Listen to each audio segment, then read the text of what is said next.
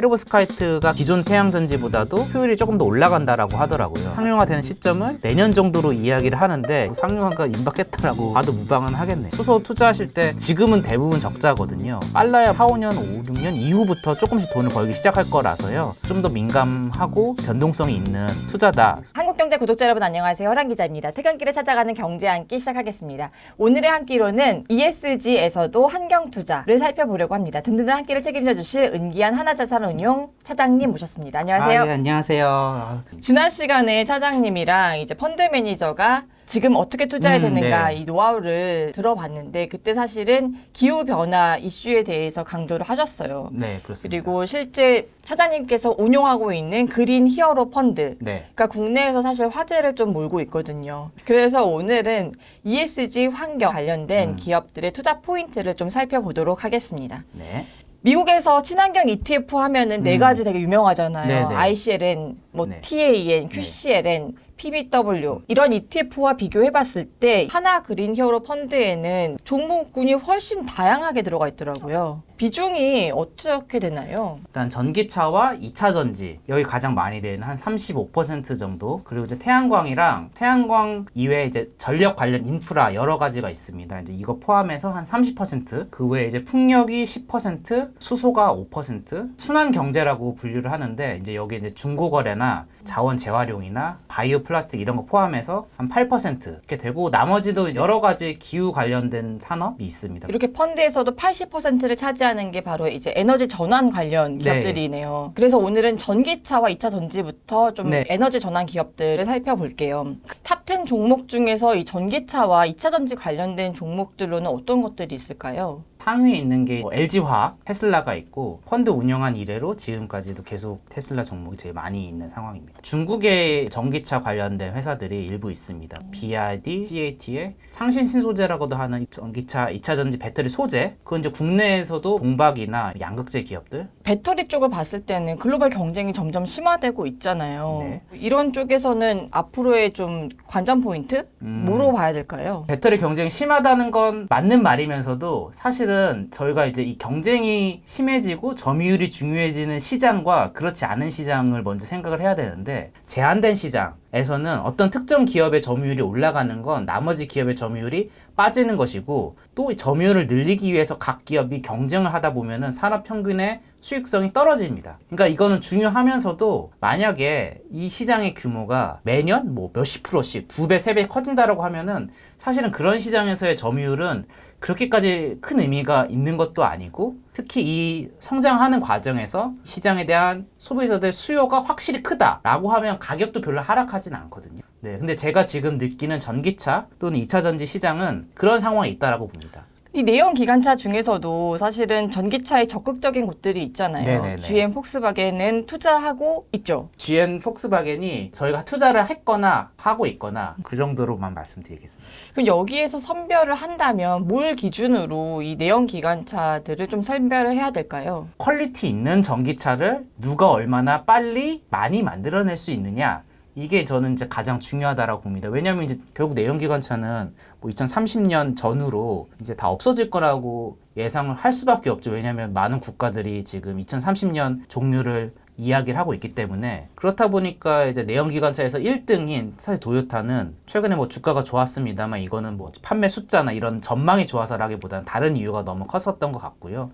오히려 이제 아까 말씀하신 폭스바겐, GM, 현대차 정도는 그래도 좀 전기차를 잘 만들 가능성이 있는 회사라고는 평가는 하고 있습니다. 그러면 이렇게 펀드에 들어가는 기업들은 좀 어떤 기준으로 종목을 선별하고 계시나요? 근데 이 기후위기 대응이라 함은 결국에 탄소를 얼마큼 많이 저감하느냐, 그 탄소 줄이는 역량과 이제 관련된 그 기준이 무엇보다 중요할 것 같고요. 그렇다 보니까 이제 녹색 기술이라고 하는 이제 연구 기관이나 국제 기관에서 이제 정리된 자료가 있고, 또는 이제 유럽의 그린 텍소노미에서도 그러한 어떤 기술들을 정리를 해놓습니다. 그래서 모든 걸 거기에 따른다라고 보진 않지만 일단 1차적으로는 그런 걸 많이 참고를 하고 기술 혁신에 저희가 많이 주목을 합니다. 왜냐하면 이 기후와 관련해서는 온실가스를 줄이기 위해서 정말 기술 혁신이 빠르게 일어나야 하고 실제로 그러한 움직임들이 있기 때문에 조금 더 좋은 기술을 갖고 있는 기업에 저희가 투자를 하려고 노력을 하고 있고, 마지막으로 산업 내에서 이제 경쟁 강도, 아까 이제 점유율도 말씀하셨는데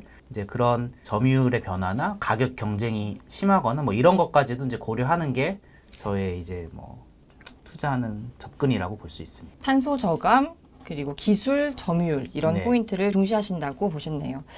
석유 회사인 엑손모빌 같은 경우도 사실은 요즘엔 친환경 움직임을 많이 네. 보이고 있는데요. 그건 사실이죠. 네. 네, 이제는 ESG 기업으로 좀 봐줘야 되는 건가요? 그게 굉장히 어렵고 논쟁적이고 좀 자칫 잘못하다가는 그린워싱이냐 이런 논란까지도 함께 같이 있습니다. 실제로. 신분 세탁하듯이. 그래도 일단 엑소모빌을 말씀하셨는데 최근에 주주총회에서 엔진 넘버원이라는 작은 헤지펀드에서 추천한 이사가 그 이사진에 선임이 됐어요. 그만큼 많은 투자자들이 이 엑소모빌에 기후 대응하는 방향으로의 전환을 지지한다 이렇게 볼 수가 있기 때문에 이런 경영진의 변화는 분명히 저희가 긍정적으로 평가를 할 수는 있을 겁니다. 전통적인 에너지 기업 중에서 엑소모빌이 가장 잘하고 있냐라고 보면은 제 기준에서는 에퀴노르나 뭐 쉘이나 토탈 같은 유럽계 회사들이 조금 더 잘하고는 있었거든요. 뭐 그런 측면도 좀 고민해 볼 필요는 있을 것 같고, 그래도 또 엑소모빌에 대한 좀 잘하고 있는 그 기대하는 가지는 이제 탄소 포집에 대해서는 이 회사가 많이 준비를 해오고 있었더라고요. 탄소 포집 기술에 대해서요. 예. 그리고 실질적으로 그거를 어마어마한 뭐 탄소 포집을 앞으로 하겠다. 그리고 그걸 비즈니스로 만들겠다. 뭐 이렇게까지도 얘기를 하고는 있습니다. 그래서 그런 것도 고려는 해보긴 해야 될 텐데, 지난 시간에 저희 탄소 그 국경 조정세 말씀드렸었잖아요. 근데 그렇게 탄소와 관련된 비용이 매겨지면 이 회사도 당장은 또 어느 정도 리스크가 분명히 있기는 한 것 같아요. 딱 잘라서 친환경 기업이라고는 저는 아직까지는 보지는 못하지만 변화는 하고 있다.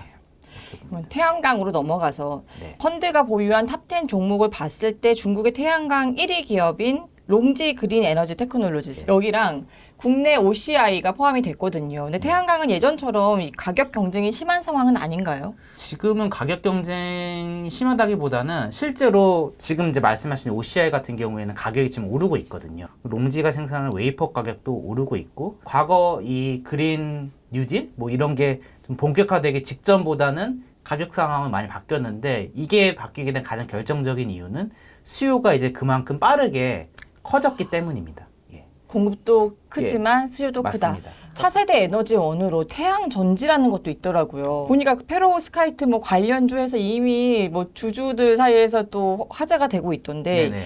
이런 실제 이 태양 전지 기술을 보유하고 있는 회사들이 있나요? 국내에서는 이제 하나솔루션이나 뭐 유니테스트나 신성ENG 같은 기업들이 관련된 연구 개발을 상용화를 하기 위해 준비를 하고 있는 걸로는 알려져 있습니다. 하나솔루션도 사실은 펀드 보유 종목 중에 하나인데 이것 때문에 지금 투자하고 계신 거세요? 네, 이것도 투자한 이유 중에 하나라고 볼 수가 있죠. 일단 페로브스카이트가 기존의 태양전지, 실리콘 태양전지랑 이렇게 합쳐서 만드는 걸 이제 텐덤이라고 하는데, 그러면 이제 기존 태양전지보다도 효율이 조금 더 올라간다라고 하더라고요. 한 30% 가까이 올라간다라고 하는데, 그게 이제 상용화되는 시점을 내년 정도로 이야기를 하는데, 이것과 별개로 최근에 이제 폴란드 회사에서 페로브스카이트 최초로 이제 양산하겠다라는 뉴스도 새 나왔더라고요. 그러니까 사실은 이제 꼭 최초의 양산이냐, 이제 이거는 좀 지켜봐야 되는데, 그런 측면에서는 이미 폴란드 회사가 있기 때문에 뭐 상용화가 임박했다라고 봐도 무방은 하겠네요. 그럼 이 태양 전지는 보통 집집마다 쓰는 연료 전지로 쓰게 된다 이렇게 생각하면 될까요? 기존의 실리콘 태양전지가 설치된 곳과 거의 유사한 사용처라고 볼 수가 있는데, 효율이 높다. 효율이 더 높은 것이고, 그게 아니라 아까 말씀드린 그 폴란드 회사와 같이 그냥 순수 페로브스카이트 방막으로만 만드는 이 전지는 예를 들어 뭐 유리창에 달 수도 있고, 뭐 자동차에도 달 수가 있고, 뭐 이런 식이에요. 그러니까 새로운 사용처가 새로 생긴다고 볼 수가 있는 것이거든요. 그래서 그거는 좀 우리가 상상하기 나름입니다. 그렇네요, 그래서 진짜. 네. 그럼 풍력 기업으로 넘어가서 보면 국내에서는 CS 윈드와 자회사 CS 베어링이 둘 다 이제 펀드에도 포함이 되어 있는데요. 국내 회사들은 글로벌 경쟁력이 얼마나 되나요? 근데 사실 이제 풍력 기업과 관련해서는 사실 터빈이 가장 중요한 기술, 그다음에 뭐 블레이드도 중요하고, 근데 이 두 가지에서는 국내 기업은 그렇게까지 아쉽게도 좀 두각을 나타내는 기업은 사실은 없고요. 그 아까 말씀하신 CS 윈드랑 CS 베어링은 그것만큼 중요한 건 아니지만 그래도 나름 핵심 부품이라고 할 수 있는 타워와 그 풍력의 이 중간에 접촉면이라고 할 수 있는 그 베어링, 이 두 가지에서는 그 전 세계 이제 탑 클래스 기업과의 거래 관계가 형성이 되어 있고, 거기서 이제 투자를 하고 있어서 그런 측면에서 굉장히 경쟁력이 있다 이렇게 볼 수가 있습니다. 이 풍력 기술의 관전 포인트로는 터빈을 얘기하셨는데 터빈을 크게 만들면 만들수록 좋은 거죠. 예, 그러니까 비유를 하자면 하나 만들 때 들어간 공통 비용은 어느 정도는 비슷합니다. 근데 크게 만들어서 터빈 하나에서 2메가와트일 때와 10메가와트일 때는 단위 비용이 확 떨어지는 거잖아요. 그러니까 2메가와트짜리 5개 만드는 것과 10메가와트짜리 하나 만드는 거에 비용은 10메가와트짜리 하나 만드는 게 훨씬 싸기 때문에 터빈을 크게 만드는 게 가장 중요한 기술입니다. 이 대표 기업들로는 어떤 데들이 있나요? 지금 아무래도 가장 큰 기업이라고 하는 이제 베스타스, 지멘스 감회사 정도가 가장 큰 기업이고 다 그 유럽 외에 이제 기업들이네요. 예, 유럽 기업입니다. 아무래도 풍력 기술이 유럽에 더 많이 연구 개발이 주도되었다 보니까 유럽 회사들이 조금 더 잘하는 건 분명합니다. 다음으로 수소를 넘어가 네. 보면 수소 에너지 기업은 펀드의 비중이 5% 정도에 불과한데요. 그만큼 아직 기술 개발이 진행되고 있는 단계이기 때문인 거죠. 네, 아직 냉정히 말하면 수소 기업 중에 제대로 수익을 내는 기업은 아직은 많지 않고 향후 이제 한 10년 정도를 내다봤을 때 시장이 커질 것이다. 뭐 이렇게 보고 있습니다. 그렇기 때문에 저희는 뭐 고민하지만 예를 들어 그 아까 그 뭐 인플레이션 뭐 이런 얘기 했었잖아요. 수소 관련 기업들이 태양광 배터리보다도 더 그 영향을 많이 받을 수밖에 없는 게 그 기업들은 지금은 대부분 적자거든요. 아마 돈을 번다는 게 빨라야 뭐 4, 5년, 5, 6년 이후부터 조금씩 돈을 벌기 시작할 거라서요. 그런 측면에서는 좀 더 민감하고 조금 더 변동성이 있는 투자다. 그러니까 수소 투자하실 때 그런 점 반드시 염두해 두시고 투자를 하셔야 되지 않을까 싶습니다. 그럼 펀드에서도 수소 에너지 관련 기업들은 조금 비중을 낮추셨나요? 아주 초기보다는 좀 낮아졌고요. 예. 근데 한 지금은 이제 5% 내외로는 유지를 하고 있는. 가져가려고 합니다. 왜냐면 이렇다고 이제 뭐 지금 당장 돈을 못 번다고 투자할 이유가 없다거나 뭐 주가가 절대 오르지 않는다 이런 건 아니잖아요. 그렇죠. 예. 지금까지 2차 전지, 태양광, 풍력, 수소까지 에너지 전환 기업들을 살펴봤는데요. 사실 매니저님이 운영하고 있는 하나그린 히어로 펀드의 차별화 포인트로는 이 에너지 전환 기업 말고 나머지 20%에 해당되는 네, 그렇죠. 이 부분에서 좀 차별화가 있는 것 같아요. 그래서 뽑아주신 게 기후변화에 적응을 하는 기업, 그리고 탄소 저감 활동을 하는 기업, 채식 기업, 이렇게 세 가지 기업군을 네. 좀 차별화 포인트로 꼽아주셨는데요.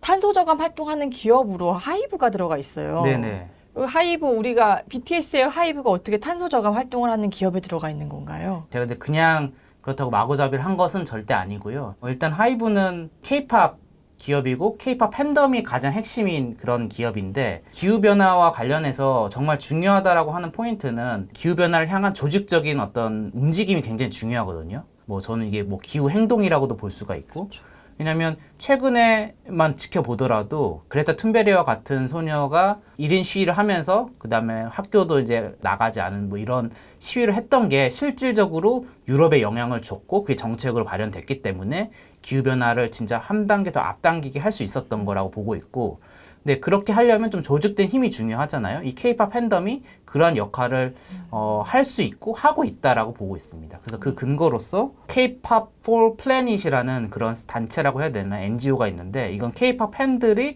주축이 돼서 만든 그런 어떤 기후 행동 비영리 기관이고요. 그리고 저는 좀 대표적으로 지난 미국 대선에서 K-팝 팬들이 당시 트럼프 후보의 유세 현장에 노쇼 시위를 함으로써 좀 영향력을 보여줬다라고도 볼 수 있잖아요.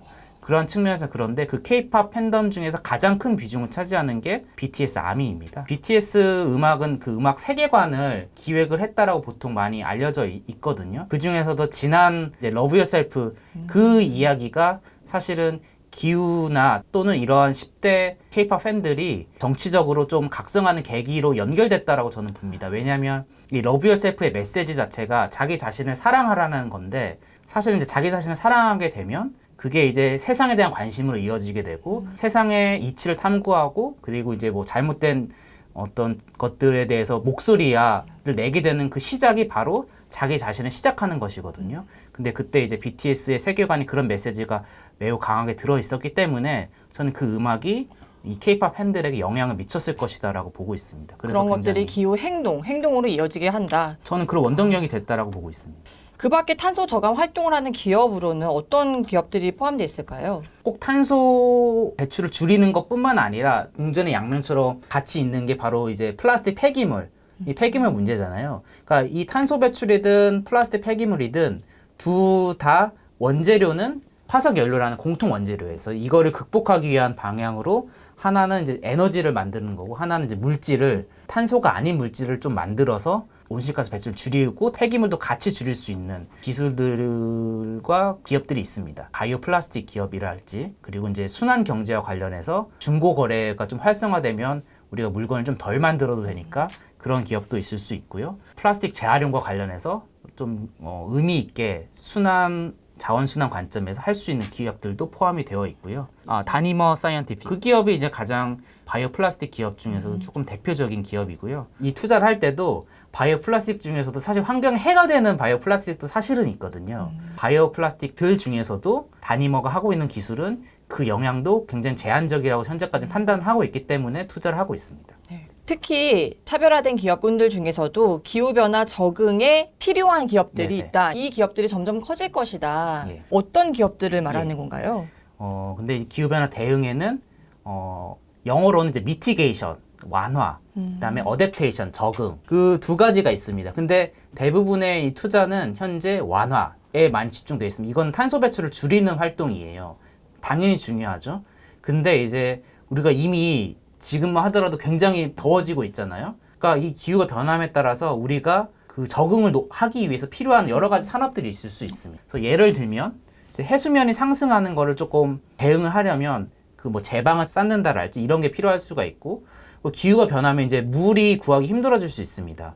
그러면 해수 담수화가 필요할 수도 있고요. 그리고 이제 농사를 짓는 게 어려워지는 게 좀 가장 큰 이슈 중에 하나거든요. 그렇기 때문에 이 변화한 기후에서도 조금 농작물을 잘 생산하기 위해서 스마트팜이나 또는 그 기후에 변화한 잘 적응할 수 있는 종자를 갖고 있다랄지 이런 것들이 필요할 수 있을 거라고 저희는 보고 있고요. 기후변화 자체는 이제 뭐 막을 수는 없거든요. 그 속도를 늦출 뿐이지.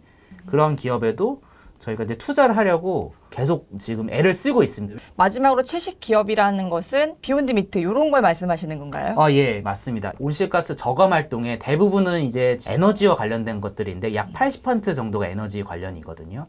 그 나머지 한 20% 정도가 우리가 먹는 것과 관련이 있습니다. 이건 농업, 축산업, 그다음에 뭐 토지 이용과 관련된 것들인데 가장 이제 대표적으로 알려진 사실이 되새김 동물이라고 하죠. 이제 소나 양의 내뿜는 트림에서 나오는 메탄가스의 영향이 굉장히 크기 때문에 뭐 소뿐만 아니라 사실 이제 우리가 육식을 하는 과정 자체가 굉장히 에너지가 비효율적입니다.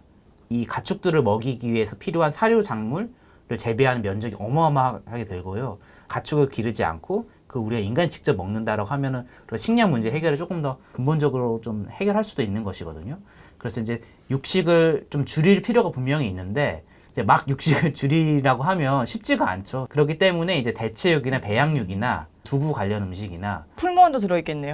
예, 그렇습니다. 그래서 이제 뭐 이런 배양육 관련 기업이 있으면 저희가 이제 이쪽에도 분명히 투자를 일부 하고 있고 이것도 이제 경우에 따라서는 조금 투자 비중은 늘어날 수는 있을 것 같습니다. 지금까지 ESG 탄소 저감을 위한 에너지 전환 기업과 또 순환 경제를 위한 기업군들을 좀 네. 두루두루 살펴봤습니다. 정말 펀드에 대한 기업들을 좀 공부하면서 네. 이제 소비자로서도 ESG 환경 투자 마인드를 조금 더 갖게 하는 그런 시간이었던 것 같아요. 나와주신 은기한 하나자산운용 차장님 감사드립니다.